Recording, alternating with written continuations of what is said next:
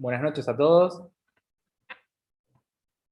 Primero que nada, bueno, le quería agradecer a Pal, el presidente de la Asociación Abogados Unidos por la Justicia, que nos da la posibilidad de hacer estas jornadas, bueno, de derecho de familia. Bueno, también a la Fundación Nova Docta, que nos permite utilizar este espacio virtual y que esté todo preparado para que salga de la mejor manera, como venimos haciendo ya ya es la tercera jornada de derecho de familia. Y bueno, hoy particularmente agradecerle a la doctora Eloísa Raya de Vera, que bueno, va a exponer un tema, la verdad que para mí muy interesante, que es juzgar con perspectiva de género aplicado en restitución internacional de niños. Así que la verdad que nada, es un tema que se trata poco, no siempre desde ya sea trabajando desde el lado de la profesión, o bueno, la actividad judicial se da todo el tiempo. Así que, bueno, la presento a ella, que la verdad es un lujazo, es miembro de la asociación. Bueno, es profesora titular de Derecho Internacional Privado, Derecho Internacional Público también, es vicepresidenta del Colegio de Abogados de Moreno General Rodríguez, así que bueno, tiene un currículum amplio y la verdad que es un tema que me parece que les va a gustar y les va a ser de interés. La doctora va a ir exponiendo el tema y bueno, cualquier cosa tenemos el chat para si queremos hacer alguna pregunta. Les voy a pedir por favor que mantengan sus micrófonos apagados y bueno, en caso que se habilite como para hacer alguna pregunta, ahí sí, o por medio del chat o desactivando el micrófono, pueden preguntarle a la doctora alguna inquietud que vaya surgiendo del dictado del tema. Así que yo no los demoro más y los dejo con la doctora que bueno, va a empezar con el tema. Muchas gracias. Bueno, gracias Pablo a vos por la invitación y por la presentación, y también al doctor Palacef y a la Asociación Abogados Unidos, y a todo el público que está presente, que veo que son un montón. Gracias por haberse conectado un martes a las 8 de la noche, que estamos todos molidos después de trabajar. Bueno, yo vengo luchando contra molinos de vientos en el tema de la restitución internacional, porque en general juzgar con perspectiva de género es una materia pendiente en los procesos internacionales, ¿sí? Restitución internacional, adopción internacional, alimentos internacionales y en general todo proceso que tenga algún elemento extraño al derecho local. Es como que esta manda convencional e incluso constitucional de juzgar con perspectiva de género todavía no ha llegado a estos procesos. Entonces, bueno, yo les he traído hoy dos fallos que han sido la excepción, ¿no? Uno de la Justicia Nacional y otra de la Justicia de Misiones, que han hecho este cruce y han, por lo tanto, hecho un control de convencionalidad muy interesante. Pero es una lucha constante, porque les cuento que he venido promoviendo recursos, especialmente recursos extraordinarios, ante la Corte Suprema de Justicia de la Nación y ante la Suprema Corte Bonaerense, y los jueces son bastante remisos a hacer este control de convencionalidad. Pero bueno, antes de meterme de lleno en juzgar con perspectiva de género, me gustaría hacer un breve pantallazo por las características del proceso de restitución, para que sepamos los problemas que enfrentamos, ¿sí? El proceso de restitución es un proceso de carácter civil en la justicia nacional, de familia, en la justicia provincial, que tiene por objeto el pronto reintegro del niño, niña y o adolescente a su residencia habitual cuando ha sido sustraído por alguno de sus progenitores o por alguna persona que tiene algún vínculo legal con el niño. Si fuera un tercero, un desconocido o un grupo de terceros, bueno, estaríamos hablando de una figura totalmente distinta, una figura penal, que es el tráfico internacional de niños, ¿no? Este proceso de restitución, como yo les dije recién, tiene amparo convencional, es decir, hay tratados internacionales que regulan el procedimiento y las características que tiene este proceso. Me refiero, para el caso de la República Argentina, a la Convención de la Haya de 1980 sobre los aspectos civiles de la sustracción internacional de menores, Y me refiero a la CIDIP-4, nosotros los internacionalistas usamos mucho estas siglas, CIDIP, que es Conferencia Especializada Interamericana de Derecho Internacional Privado, que da lugar al Tratado Interamericano, que en este caso va a ser la CIDIP-4, también sobre restitución internacional. En el caso de La Haya va a vincular a la Argentina con Estados Unidos y con países de Europa, además de algunos países de Latinoamérica, como puede ser el caso de Chile, que no ratificó la CIDIP. Y la CIDIP nos va a ligar a países de Latinoamérica. Estas convenciones van a estructurar un proceso de restitución autónomo, es su principal característica. ¿Qué significa esto? Independiente de cualquier discusión de fondo sobre la responsabilidad parental, el cuidado personal, un régimen de comunicación con respecto al niño o niña. Esa discusión sobre el fondo que nos conecta a la idoneidad que pueden tener algunos de los progenitores para el cuidado del niño, debe reservarse a la jurisdicción natural de la residencia habitual del niño. Y entonces, ¿qué vamos a discutir en el proceso de restitución? La discusión es sumamente acotada. Vamos a discutir dónde tiene residencia habitual el niño y suponiendo que el niño tenga residencia habitual en Argentina, luego discutiremos si cabe alguna excepción al retorno del niño a su residencia habitual, que también las vamos a trabajar brevemente. De la discusión de fondo y la reducción de la noción de orden público en el proceso de restitución, a mi juicio, es inconvencional. Inconvencional, ¿por qué? Bueno, a mi juicio iría contra la Convención Internacional sobre los Derechos del Niño, que impone una discusión amplia en cualquier proceso en que el niño sea parte.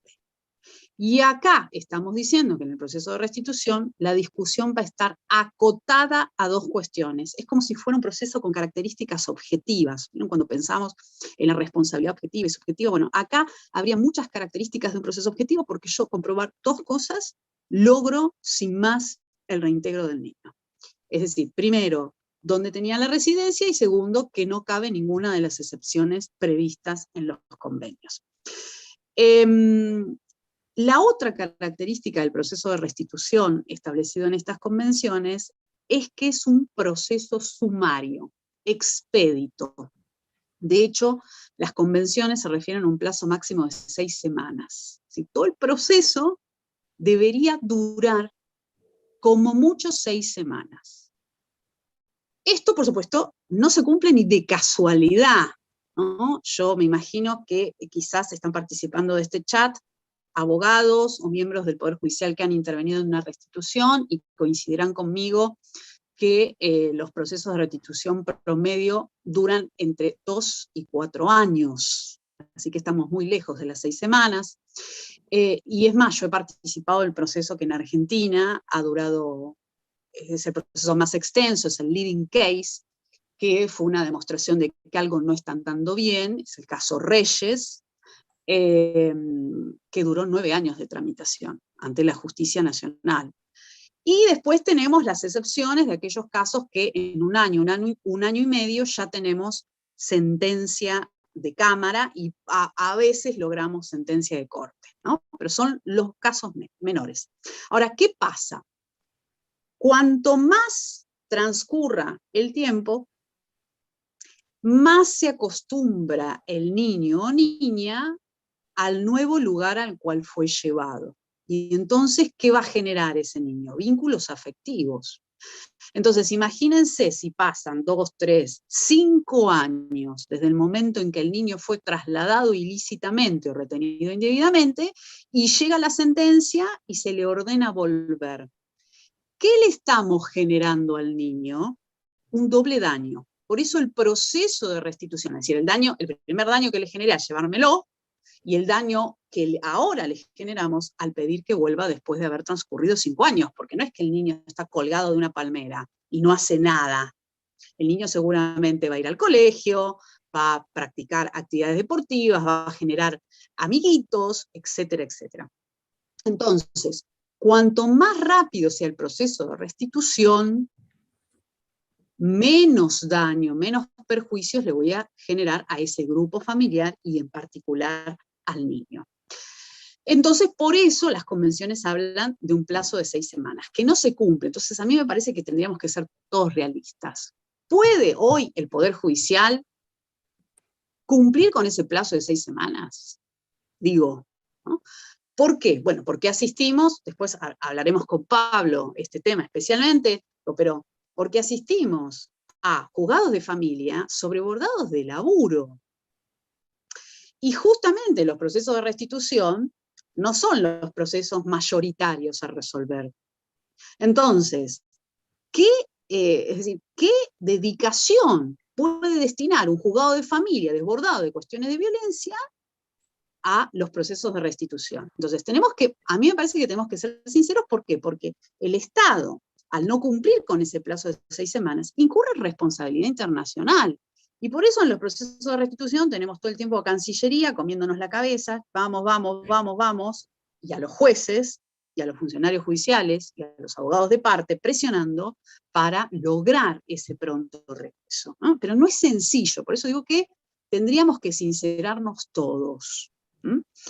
Pero además, esa rapidez que pide la Convención genera incongruencias. ¿Por qué? Porque si se pone sobre la mesa del juzgado una situación de violencia, supongamos una mamá se llevó al niño a otro estado, fuera de la Argentina, argumentando que vivía graves situaciones de violencia, yo no le puedo decir a esa madre, bueno, señora, lo lamento en el alma, usted tiene que volver a la Argentina y ahí plantear todas las situaciones de violencia que ha vivido. Es decir, yo le estoy diciendo a la persona que vuelva con su hijo a un hogar violento o al país donde sufrió violencia. A mí me parece que esto es una locura. Entonces, la celeridad que se solicita en el proceso de restitución también genera perjuicios en otras áreas y debemos sincerarnos. Por eso soy tan crítica, ¿no? Entonces, me gustaría, hablamos de las dos características, ahora me gustaría meterme un poquito en el procedimiento de restitución, para que veamos estas incongruencias. El proceso de restitución se inicia, bueno, hay una etapa voluntaria, debo decirlo, que tramita ante Cancillería y se inicia a través de la presentación de un formulario o denuncia que se baja de la página web de la Cancillería. Es http://menores.gov.ar.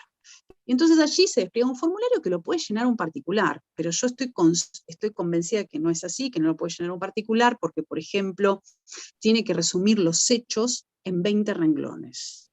Y con la subjetividad que tiene el particular, llegó al renglón 20 y ni contó el nudo de la problemática. Entonces, además hay otra parte que tienen que marcar qué convención invocan como fundamento de la petición, y bueno, eso lo va a saber un letrado, el ámbito de aplicación temporal, espacial, etcétera, etcétera, de las convenciones solo lo sabe un letrado, así que no estoy convencida de que lo pueda llenar un particular.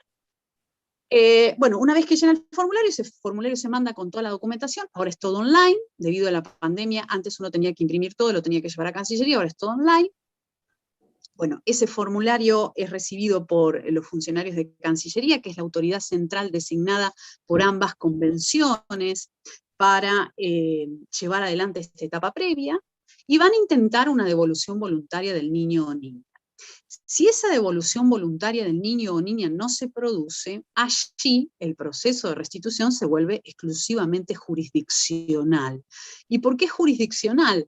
Porque solo un juez va a tener la potestad de ordenar que un niño regrese a otro estado.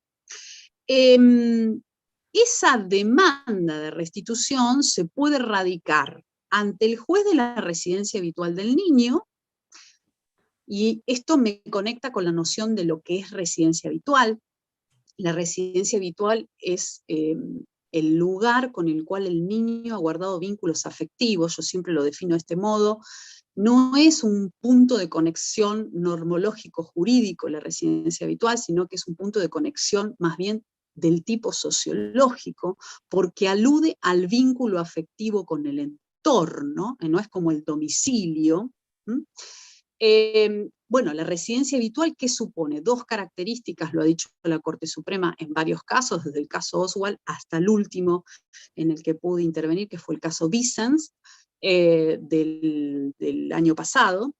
La Corte ha dicho que debe reunir dos características: una, estabilidad; dos, permanencia. Es decir, esto supone paso del tiempo del niño, solo el paso del tiempo puede generar vínculos afectivos. Y ahí viene otra discusión, ¿no? El hecho de que el niño permanezca en un estado después de haberse producido un traslado ilícito o retención indebida, ¿eso genera una nueva residencia habitual? Bueno, nuestro código al respecto ha establecido que no. Es decir, mediando previamente un traslado ilícito o retención indebida, por más que el chico pase 5 años en otro estado, ese transcurso del tiempo de 5 años en otro estado no generaría residencia habitual. Bueno, yo estoy totalmente en contra de esta disposición. Me parece, de hecho, que es inconvencional y es contra el interés superior del niño, porque supone que el niño estuvo colgado de una palmera. El niño durante ese tiempo generó vínculos afectivos. Entonces, decir por una manda normativa del código que no ha generado una nueva residencia habitual, cuando estoy diciendo que la residencia habitual son vínculos afectivos con el entorno, es de una abstracción total, ¿no? A mí me parece que genera residencia habitual. Soy una de las pocas que lo dice dentro del derecho internacional privado. Lo escuché hace muy poco a un maestro del derecho internacional privado que fue miembro de la Corte Suprema de Justicia, el doctor Bogiano. El doctor Bogiano termina la conferencia refiriéndose a la restitución internacional, haciéndose este planteo. Nosotros tendríamos que reconsiderar la posición estricta de que el niño no configure residencia habitual después de haberse producido un traslado ilícito o retención indebida. Y me pareció excelente la manifestación del doctor Bogiano. ¿Por qué? Porque el interés superior del niño nos exige flexibilidad, no rigidez. Y eso es parte de la rigidez que debemos eliminar en un proceso que implica a niños. Bueno, entonces les decía la jurisdicción. Puedo radicar ante el juez de la residencia habitual o ante el juez del estado al cual el niño fue llevado. La Cancillería ahí ofrece todo un sistema de cooperación y asistencia, porque supongamos que el niño fue llevado a España, ¿no? Eso pone a la parte en un gasto enorme de conseguir un abogado de la matrícula que pueda llevar adelante el proceso. Entonces, para evitar eso, la Cancillería pone a disposición de las partes el sistema de cooperación y que esa demanda pueda ser radicada por los defensores oficiales españoles. Bueno, hecha la aclaración de cómo radico la demanda, el proceso se inicia con una medida necesaria, y es que el juez debe tomar conocimiento de la situación en la que está el niño para asegurarlo. A veces, si hay gran peligrosidad de que el niño vuelva a ser trasladado ilícitamente o retenido indebidamente, suele el juez ordenar una consigna policial. Esa consigna policial no va a evitar que el niño salga del domicilio, sino que lo va a acompañar a las distintas actividades que el niño o niña realice. Una vez que asegura la situación del niño, va a correr traslado de la demanda, y el demandado, es decir, la persona que se ha llevado al niño, va a tener un plazo para oponer excepciones. En el caso de la Convención de La Haya de 1980, ese plazo es de 5 días, no, fíjense que es muy corto, no porque lo diga la Convención, sino porque lo ha establecido la costumbre internacional. Va a ser de 5 días, y en el caso de la CIDIP va a ser 8 días. Ese plazo sí está establecido en la CIDIP. Bueno, ¿y cuáles pueden ser las excepciones? Números clausus, no es que yo puedo inventar alguna otra, son las que específicamente establecen las convenciones. La primera es que exista grave riesgo en la salud física o psíquica del niño en caso de ser reintegrado. Bueno, nuestra Corte Suprema tiene ya un criterio desde el caso Oswald en adelante, y es que la interpretación que debe hacerse de las excepciones es estricta. Es decir, en caso de duda de que exista la excepción o de que no exista, debe estarse porque no existe. Porque la regla debe ser reintegrar al niño, no reintegrarlo. Esta regla interpretativa de la Corte también me parece una barbaridad. Me parece una barbaridad porque atenta contra el interés superior del niño, que exige que nos metamos en cada caso en particular. No hay un interés del niño genérico, el interés del niño es de cada caso en particular. Entonces yo no puedo venir con reglas interpretativas genéricas o prehechas. ¿Y qué es grave riesgo? Grave riesgo en la salud física o psicológica debe ser de una gravedad extrema. En el 90% de los casos de restitución se suele oponer esta excepción. ¿Con qué argumento? Con el argumento de que en el grupo familiar se vivían situaciones de violencia, y que debido a esas situaciones de violencia, alguno de los progenitores tuvo que abandonar el país con los niños, ¿sí?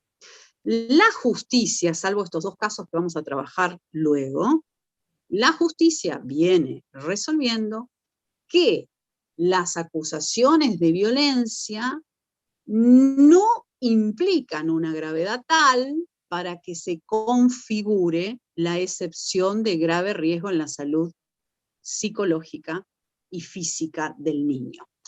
Tengo un caso paradigmático para mencionar, que es el caso de Slandes. Yo siempre lo doy en mis clases como lo que no debe pasar nunca. En el caso de Slandes, la señora argentina, el señor también, se habían ido a vivir a Madrid. Allí estuvieron bastante tiempo.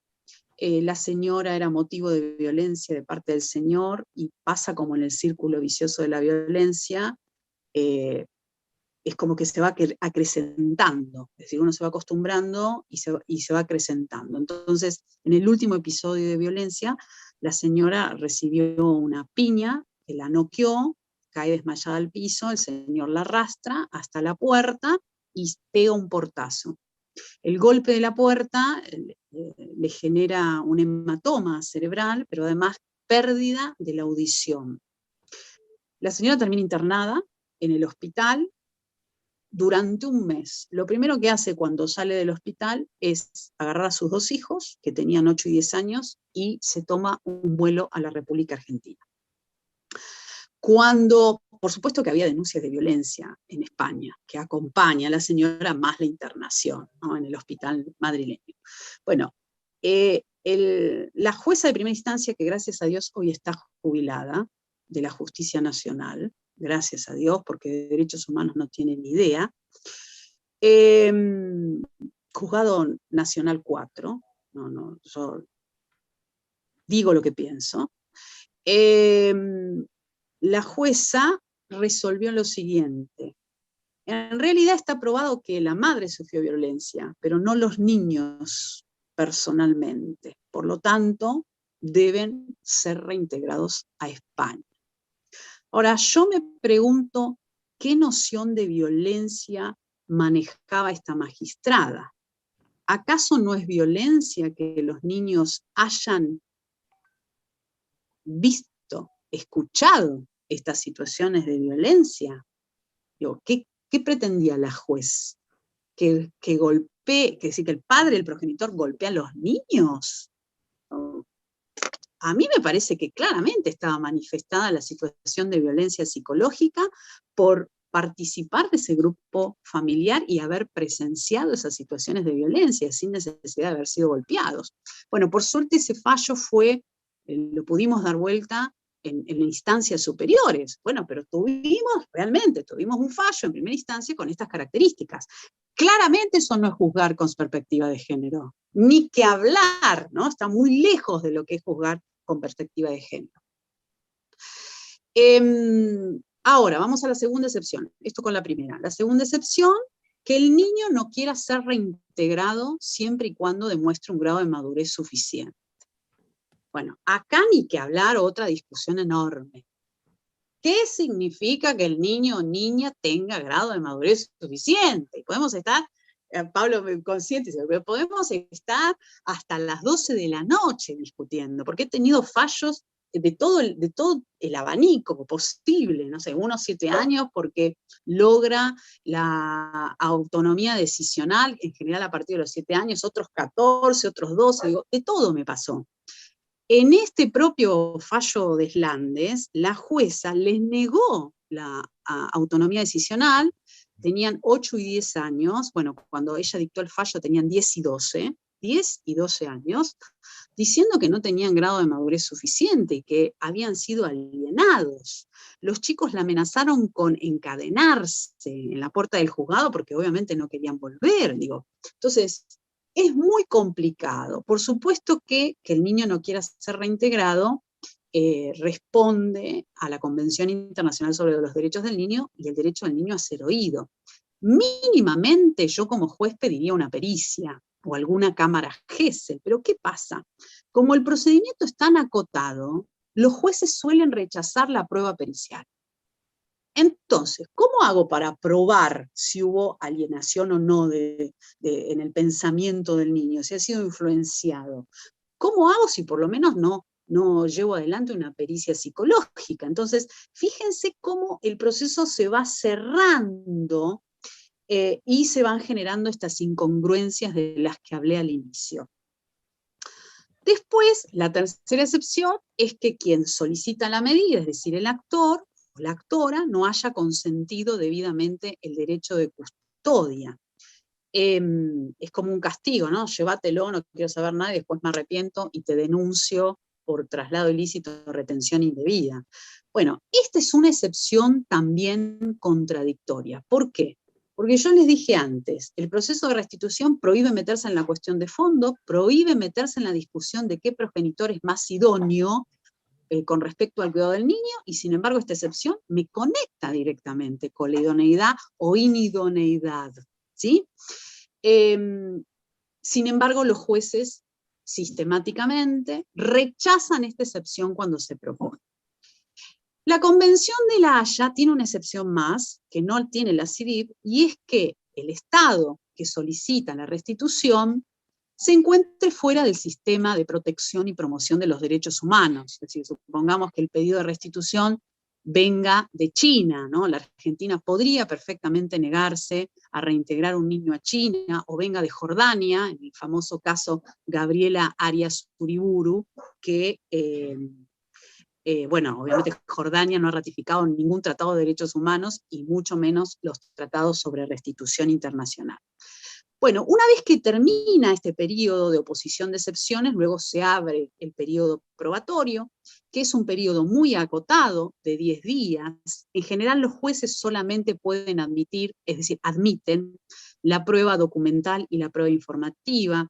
Esto por aplicación de la Guía de Buenas Prácticas, que es una acordada que ha elaborado la Corte Suprema de Justicia de la Nación, para mí totalmente inconstitucional, porque va más allá de lo que marca el Código de Procedimiento y las convenciones. ¿Cómo va a fijar un plazo de 10 días? ¿De dónde lo saca? ¿Por qué esa acordada dice que la prueba idónea es solamente la documental y la informativa, cuando las convenciones no se refieren a ninguna restricción probatoria? Es decir, a mí me parece que esta guía de las buenas prácticas está haciendo alusión a esta prohibición de que el juez no puede ser legislador. Es decir, a través de una acordada yo modifico el Código de Procedimiento y avanzo sobre aspectos procesales que no corresponden. Bueno, entonces, en la justicia nacional se aplica muchísimo esta guía de las buenas prácticas de nuestra Corte Suprema, y entonces el procedimiento se acota más. Entonces tenemos resoluciones probatorias donde no admiten la prueba pericial, no admiten la testimonial, no admiten la constatación, y después las sentencias salen y dicen, la parte no probó suficientemente las excepciones. Y claro, ¿cómo no se van a probar si vos me negaste toda la prueba? Entonces, otra contradicción del proceso de restitución. Una vez cancelado el periodo probatorio, se dicta sentencia. La sentencia puede tener un doble contenido. O bien se ordena el reintegro, o bien se rechaza. Si el reintegro se ordena, va a venir con una serie de medidas de regreso seguro. Estas medidas de regreso seguro tienen su fundamento en los tratados de derechos humanos. Y entonces, por ejemplo, ¿qué se puede ordenar? Se puede ordenar que el niño regrese acompañado por la persona que se lo llevó. Se puede pedir un alojamiento al niño y a la persona que se lo llevó. Se puede ordenar una cuota alimentaria provisoria, ¿sí? Porque antes, ¿qué pasaba? El niño tenía que volver y no se estipulaba con quién, a dónde, cómo iba a mantenerse, en qué condiciones. Era como un agujero negro. El chico tenía que volver, pero un agujero negro. Y ahí, por supuesto, se violentaba su interés superior. Entonces ahora los jueces trabajan mucho en las medidas de regreso seguro para lograr que el cambio no sea tan brusco para el niño. Tenés que volver, ¿a dónde? Bueno, a tal lugar, con una cuota alimentaria, con un contacto regular con el otro progenitor, ¿sí? Porque no nos olvidemos que el niño o niña tiene que guardar contacto regular con ambos progenitores. Bueno, este sería un resumen, fue así, Boldoisson explicando el proceso de restitución. Bueno, ahora me gustaría meterme en estos dos fallos que son muy interesantes.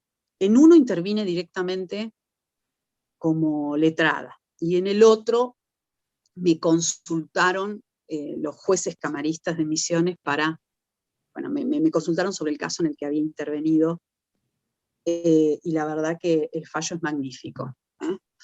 Bueno, el primer caso tramitó ante el Juzgado Nacional en lo civil número 82, a cargo del doctor Siderio, quien no me canso de nombrar como un excelente magistrado.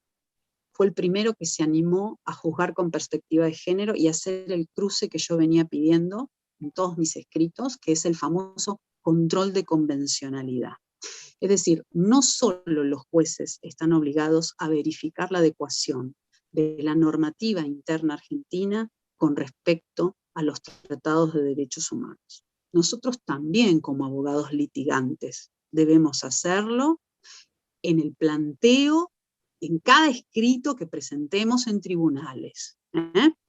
Entonces, el juez Siderio fue el primero que se animó a controlar la adecuación entre los tratados de restitución con respecto a la CEDAW, ¿sí? La Convención Internacional contra todas las formas de discriminación de la mujer, y la Convención Belém do Pará. ¿Sí? Él se preguntó, ¿las convenciones sobre restitución respetan los derechos de la mujer? Es decir, cuando la mujer nos plantea que ha vivido situaciones de violencia, ¿son realmente consideradas en el proceso de restitución?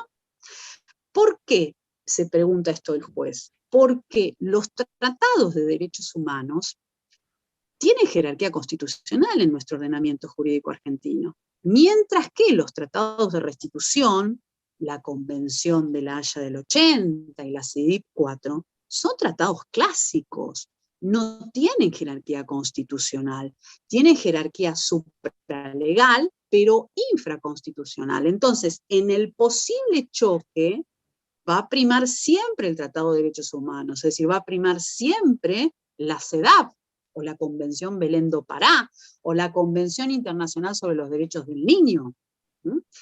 Y fue el primer juez que vio esto, este planteo, y la verdad que me pareció muy interesante. Ahí después vos me dirás, Pablo, porque dicen, hay que compartir el fallo. Sí, el caso es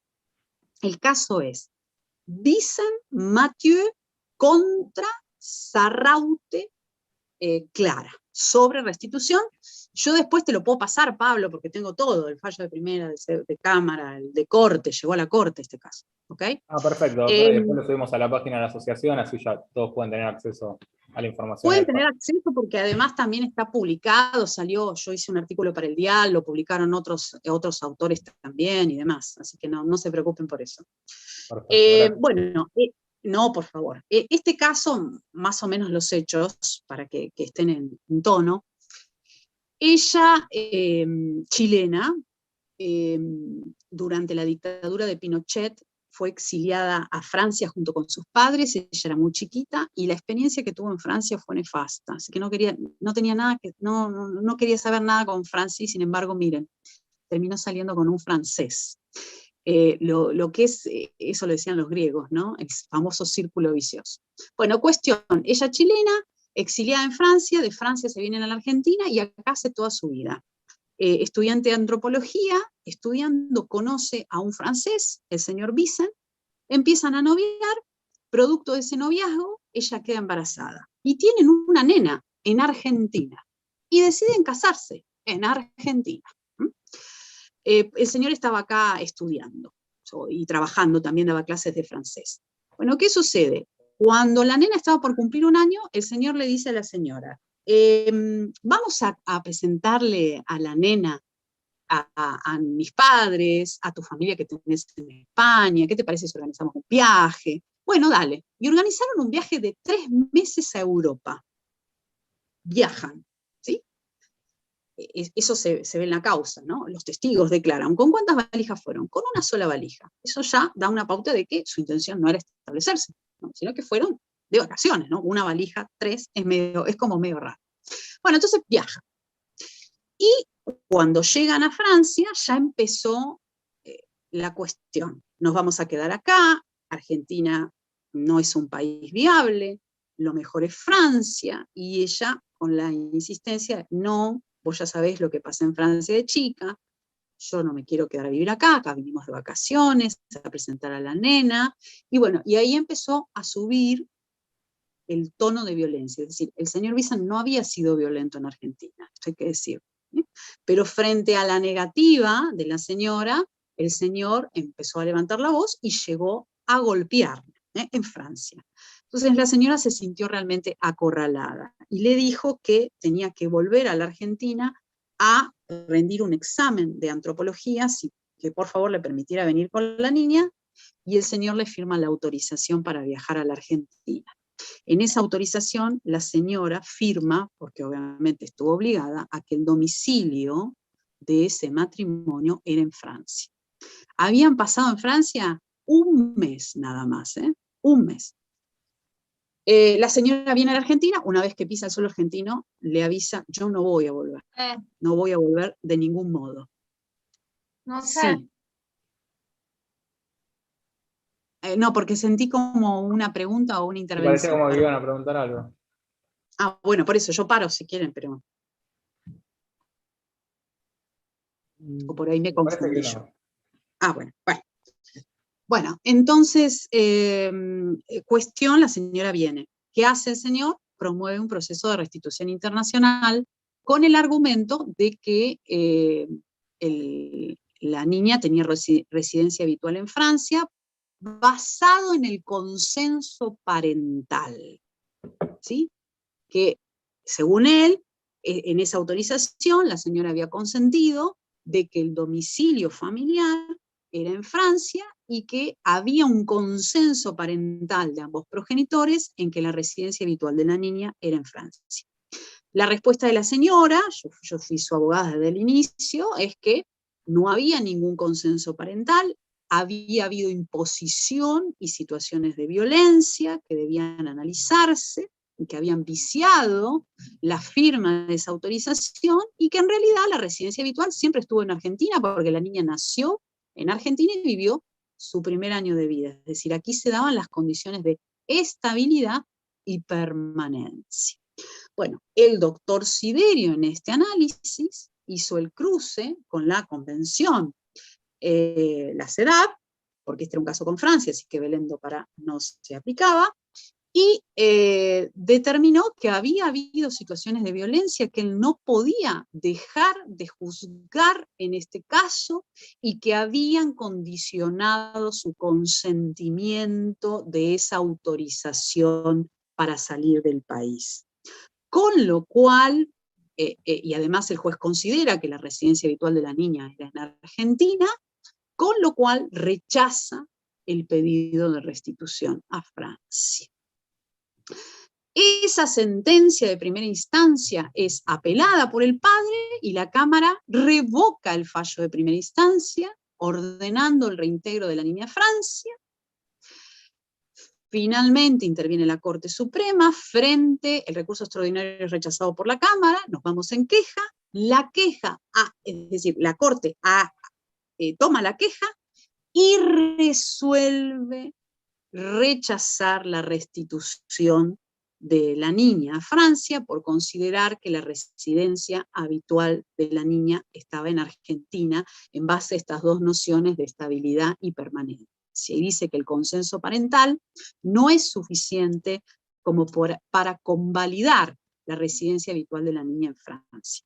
Con respecto al control de convencionalidad, porque yo se lo pedí a la Corte, vamos, este es el momento de hacer jurisprudencia, que la Corte haga jurisprudencia y haga ese control de convencionalidad, me puso, ya resolvimos de que la niña no tiene que volver, porque la residencia habitual la tiene en Argentina, así que este planteo ha venido abstracto.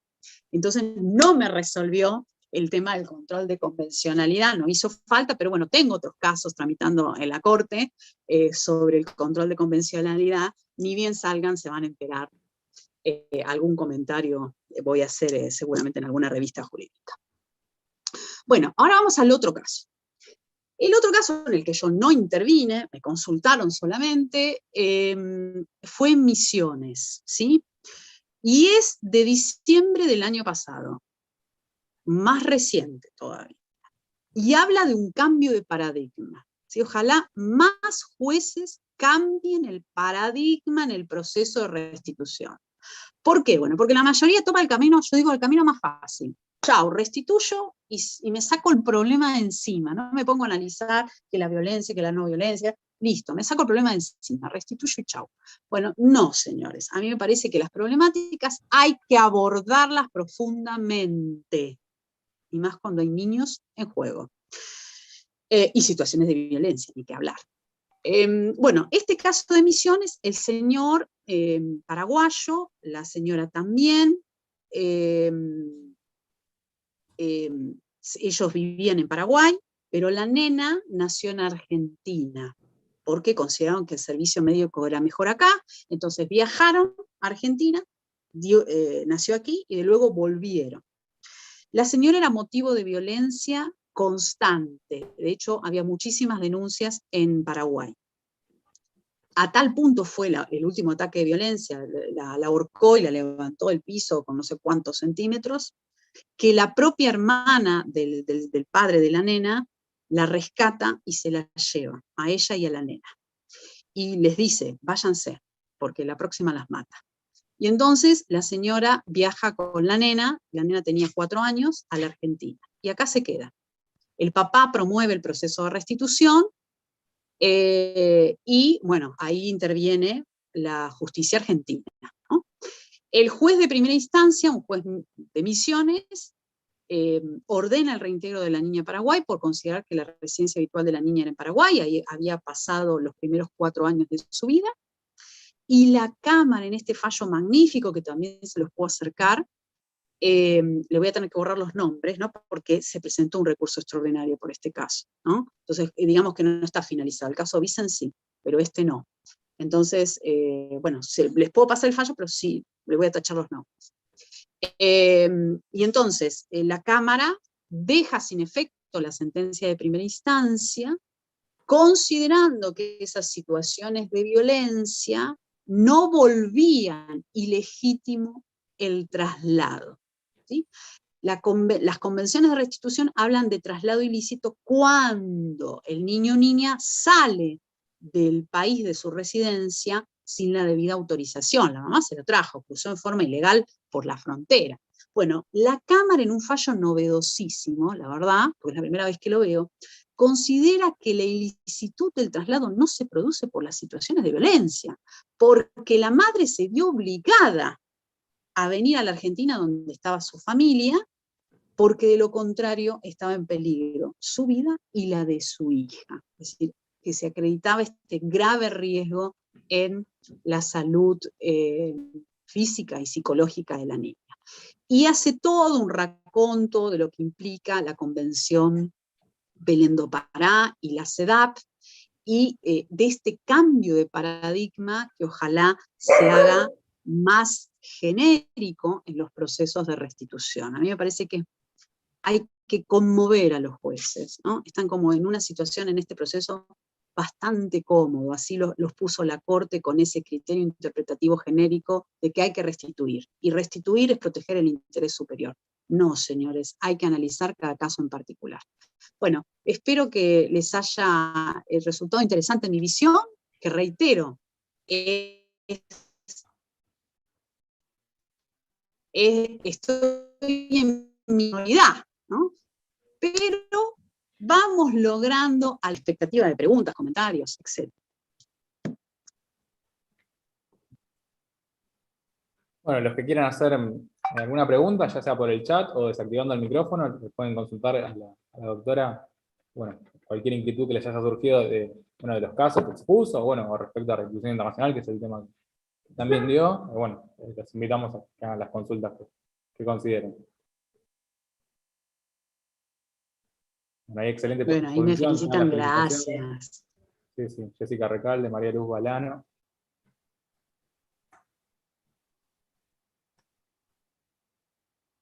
Es una lucha constante, porque además me apoyaron en toda esta lucha el colectivo de mujeres, ¿sí?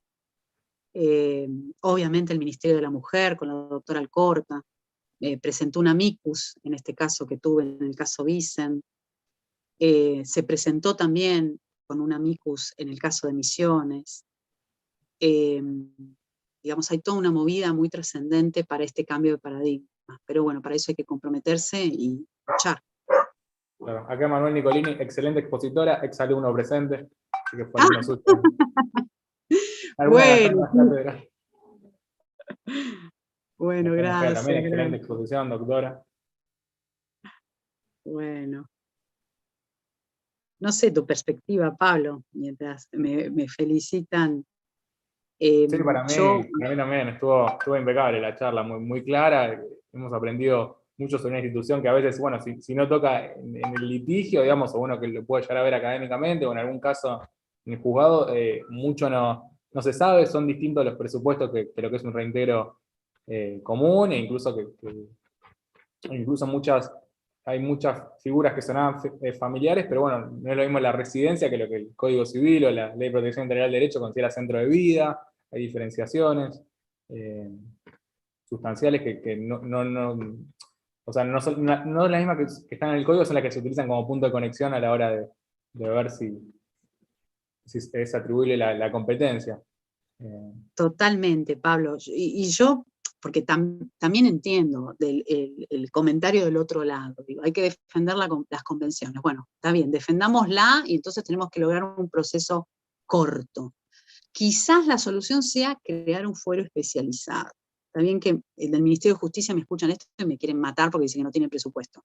Bueno, pero digamos, si los juzgados de familia están abarrotados de laburo, y bueno, creemos un foro especializado que se pueda dedicar, por ahí uno en el conurbano, digo, no es que tiene que haber uno en Lomas, uno en Moreno, otro en Morón, digo, uno especializado para estos temas de restitución y quizás logremos acortar el procedimiento. No lo sé, estoy pensando en voz alta.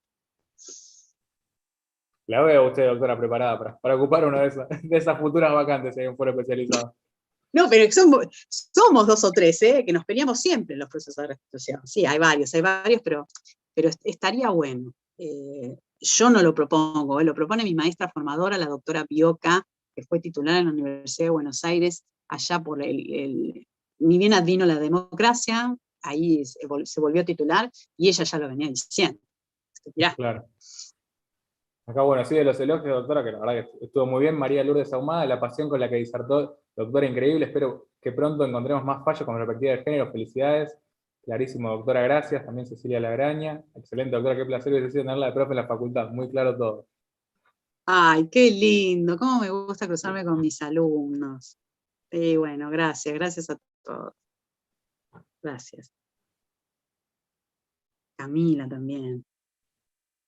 Aparte, bueno, como la intención, digamos, usted, a partir de los contenidos y estar comprometido en el trabajo de trascender y buscar que, bueno, que haya que haya un pronunciamiento en corte, bueno, en el más alto tribunal en ese sentido, y que se pronuncie específicamente desde la perspectiva de género, y que lo lleve hasta las últimas consecuencias, bueno, habla también de un compromiso con el trabajo, que creo que nada, y sobre lo que defiende, que excede ya como digamos, la representación a la parte, sino que también hay un compromiso desde lo académico, de un montón de lugares que usted abarca en lo que es el derecho internacional privado. Totalmente, es un apostolado. Claro. Digo. A ver qué me dice ahí Peters. Léelo porque yo no llegué a mirarlo. Ah, sí, Peters García, excelente doctora, muy clara la exposición. Ay, justo se me levantó que hay otro mensaje. En el primer caso, que argumentó la Cámara para revocar En el primer caso, ¿qué argumentó la Cámara para revocar la sentencia de primera instancia? No. Bueno, es una barbaridad, ese fallo es una vergüenza. Y los argumentos que se dan en general para restituir. Que restituir es proteger el interés superior, que hubo consenso parental, que la madre firmando su autorización consintió que el domicilio del grupo familiar era ahí y por lo tanto eso atraía, generaba como un fuero de atracción de la residencia habitual de la niña, a pesar de que había pasado un mes en Francia, y que no se habían configurado ninguna de las excepciones previstas en las convenciones porque la violencia que dice haber sufrido la señora no fue de tal entidad, de tal gravedad, como para impedir que se rechace la restitución. Y marche preso. Encima me acuerdo que me tocó la Cámara de Feria en la Justicia Nacional. Es decir, se tomó 2 segundos para resolver. Copió y pegó de otros fallos y me sacó la sentencia. Es decir, yo soy muy sincera con aquellos jueces que trabajan excelentemente, porque los hay, como el doctor Siderio, los camaristas de Misiones, o no sé si ustedes pudieron comentar el caso Juli, ese caso que me encanta dar también en clase de la justicia tucumana, qué brillante, magnífico, el de la triple filiación. Hay jueces que son magníficos, y me saco el sombrero, pero hay otros señores que sería bueno que se vayan a su casa, como el caso de estos camaristas de fe.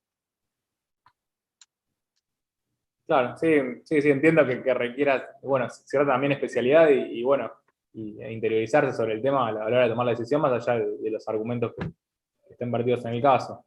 Bueno, en el caso suyo, doctora, está muy preparada, y bueno, y ojalá desde la justicia tengamos así magistrados con esa pasión que además recepten el tema, y bueno, y después el juez resuelva, conociendo el derecho, la solución más pacífica o más saludable al interés superior, porque bueno, como usted decía, está la Convención Internacional por encima de las convenciones en derecho internacional privado. Tal cual. Tal cual. Después, doctora, acá hay una pregunta de Constantino Mariano. Dice, ¿cómo ve la actuación policial, por ejemplo, de la mujer y la familia? ¿Cómo ve la actuación policial, por ejemplo, en comisarías de la mujer y la familia? Algunas bien y otras más o menos. Digo, algunas bien, he asistido a muchas clientas, las acompañé haciendo las denuncias, y hay otras que más o menos. También tengo, por ejemplo, casos contra policías. Entonces, bueno, son compañeros y está la famosa empatía. Entonces, bueno, me ha pasado que decían, no, para que no denuncies, no, solucionalo por otro modo, claro, porque era su compañero. Entonces, bueno, pero en general eh, he tenido buena recepción en la comisaría de la mujer, sí, sí, mejor que en la comisaría común, digamos. Sí. Claro. Sí, si bien recetan esos casos, tal vez no indique que el personal que trabaje en la comisaría esté especializado o tenga una tecnicatura en género que permita abordar mejor la problemática. Y muchas veces, bueno, se toma una transcripción literal, pero bueno, al menos se toma, se eleva al juzgado y después, bueno, el juzgado El recibe juzgado la denuncia. y demás. Y Sí, si no, y si le hace mucho lío, fiscalía. Listo, chao, fiscalía y a la miércoles. claro. De hecho, si hay lesiones, ya directamente se hace la IPP y también se da una doble intervención. Claro, tal cual, tal cual. Al menos en provincia, ¿no? Después, bueno, sé que está la OED en Nación y bueno, ahí se maneja distinto. Pero bueno, en provincia, todo lo que es la provincia de Buenos Aires en Sí, general, se maneja de esa manera. totalmente. Sí. Después, Katy Crespox podrían organizar jornadas exclusivas para tratar este tema tan apasionante.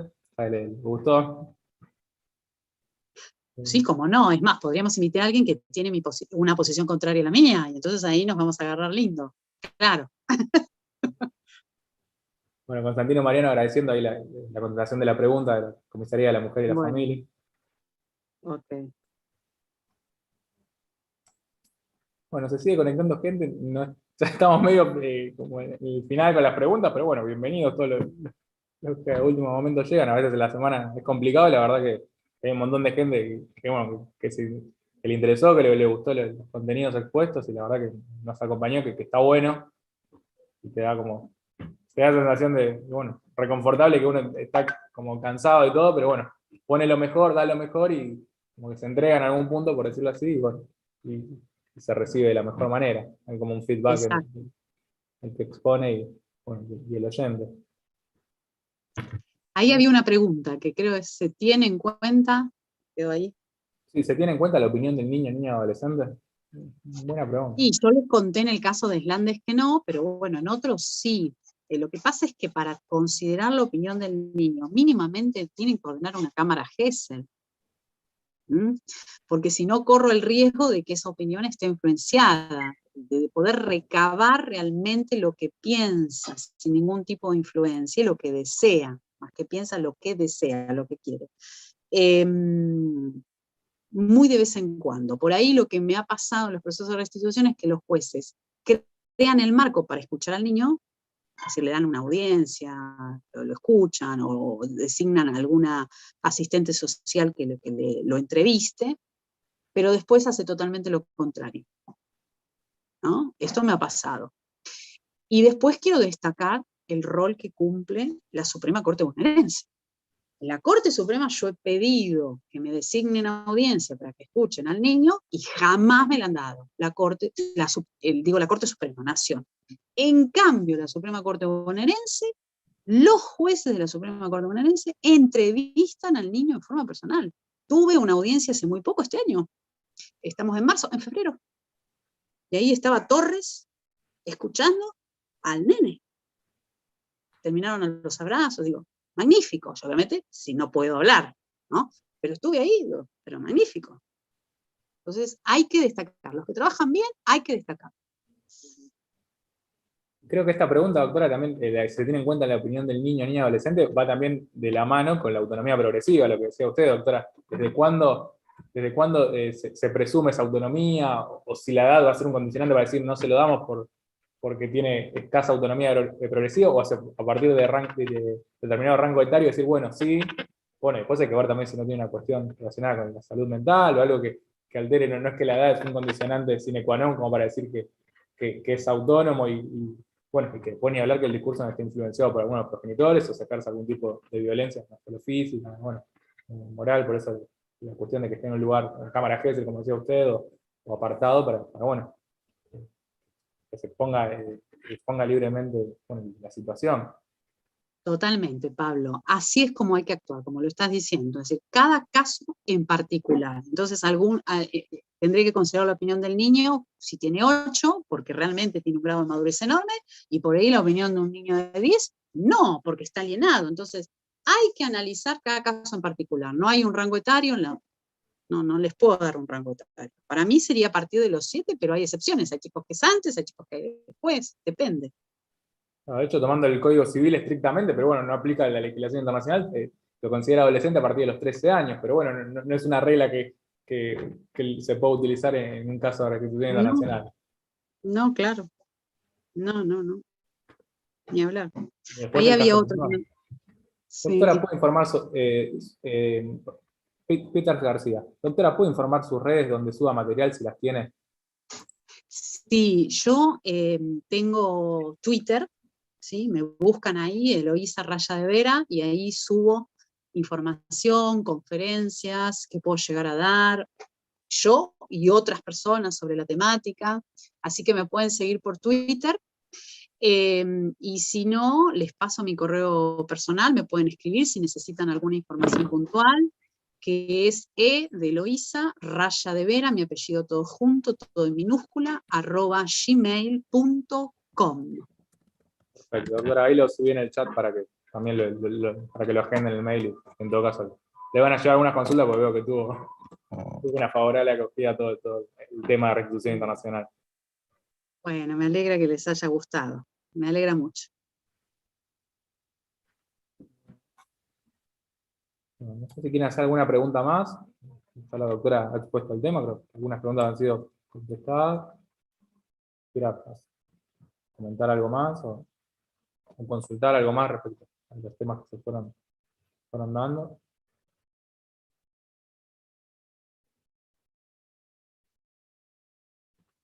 Bueno, en principio parecería que no, doctora, igual dejé su mail ahí en el chat para que, bueno, puedan tomar nota y en caso, bueno, que surjan nuevas inquietudes o alguna cuestión, bueno, se lo harán en forma privada, más allá que los fallos los vamos a subir después a la página de la asociación. Y bueno, creo que podemos ir finalizando. Ahí Amira Diagoni, excelente exposición, muchas gracias. Bueno, muy clara, saludos de Río Negro, así que bueno, están mirando de varios Sí, lugares. qué lindo, qué lindo. Bueno, de mi parte agradecerles a todos los presentes y, bueno, y a vos, Eloisa, por bueno, la impecable charla que has dado. La verdad que hemos aprendido mucho más de restitución internacional de lo que sabíamos, nos llevamos algo más. Así que bueno, agradecerte por la predisposición, la colaboración, bueno, la calidad académica, así que bueno, de mi parte estamos. Bueno, gracias Pablo, gracias a todos los que se conectaron, un cariño para todos y a su disposición. Nos vemos la próxima. Hasta la próxima, buenas noches. Hasta luego. Saludos para todos.